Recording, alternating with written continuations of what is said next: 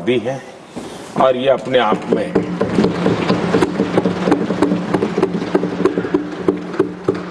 ये एक अनुभव का सम्मान है,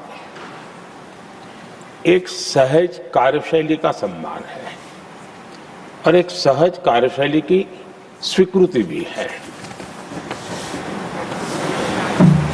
हमने सबने हरिवंश जी के नेतृत्व में सदन की शक्ति को और अधिक प्रभावी होते हुए भी देखा है और मैं कह सकता हूं कि केवल सदन की कार्यवाही का संचालन ही नहीं, वे अपने जीवन के जो भूतकाल के अनुभव है उसको भी बहुत ही सटीक तरीके से सदन को समृद्ध करने में उपयोग लाते हैं। उनका ये अनुभव पूरी कार्यवाही को, संचालन को और सदन के माहौल को और अधिक परिपक्व बनाता है। मुझे विश्वास है उपसभापति जी का नया कार्यकाल उसी भावना, संतुलन और समर्पण के साथ आगे बढ़ेगा और हम सबके प्रयासों से सदन की गरिमा को नई ऊंचाई प्राप्त होगी।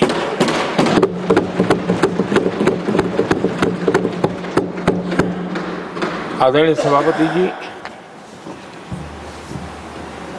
हरिवंश जी का जन्म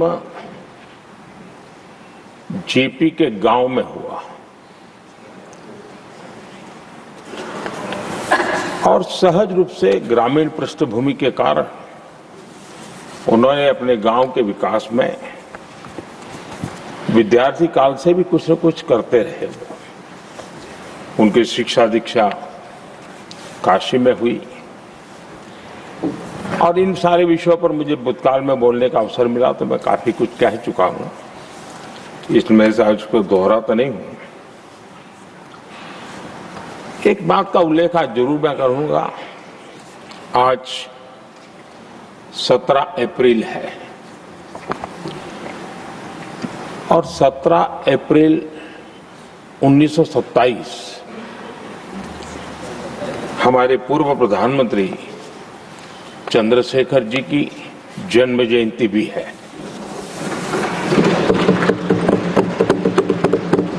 और विशेषता ये है कि आज 17 अप्रैल को आप जब तीसरी बार इस दायित्व को संभालने जा रहे हैं और वो भी चंद्रशेखर जी की जन्म जयंती पर और चंद्रशेखर जी के साथ आपका जुड़ाव,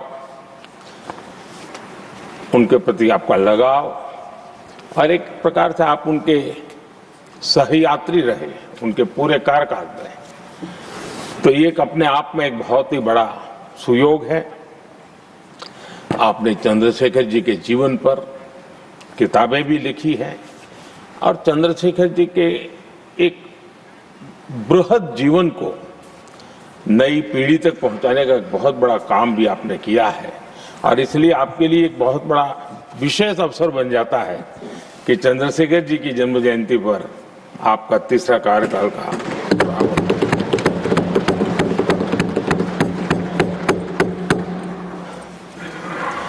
हरिवंश जी का सार्वजनिक जीवन केवल संसदीय कामों तक सीमित नहीं रहा है। पत्रकारिता के उच्च मानदंड आज भी आदर्श के रूप में रेखांकित किए जाते हैं। लंबा जीवन पत्रकारिता का रहा, लेकिन पत्रकारिता में भी उन्होंने उच्च मानदंड को हमेशा आधार माना। हम सब जानते हैं उनकी लेखनी में धार है,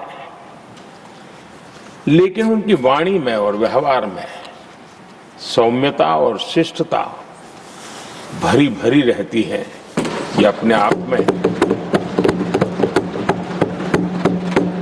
और मैं जब गुजरात में था तब भी मैं उनकी लेखों को पढ़ने की मेरी आदत रही थी और मैं देखता था कि वे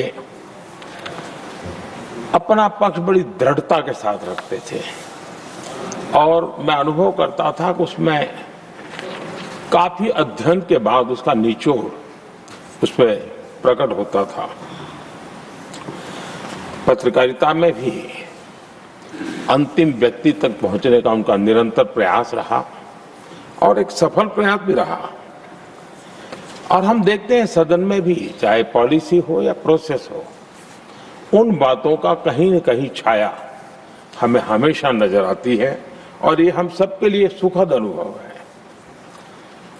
वे समाज की वास्तविकताओं के साथ गहरे जुड़ाव के साथ काम करने वाले रखते रहे।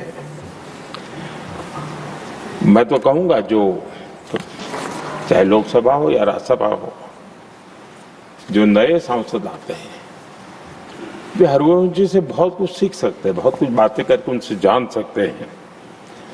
क्योंकि जब वो पत्रकारिता में थे तो उनकी एक कॉलम चलती थी, हमारा सांसद कैसा हो, हमारा पार्लियामेंट मेंबर कैसा हो। तब उनको शायद पता नहीं होगा, कभी उनको भी बैठना पड़ेगा लेकिन वो लिखते थे और वो बातों में बहुत ही व्यापकता रहती थी।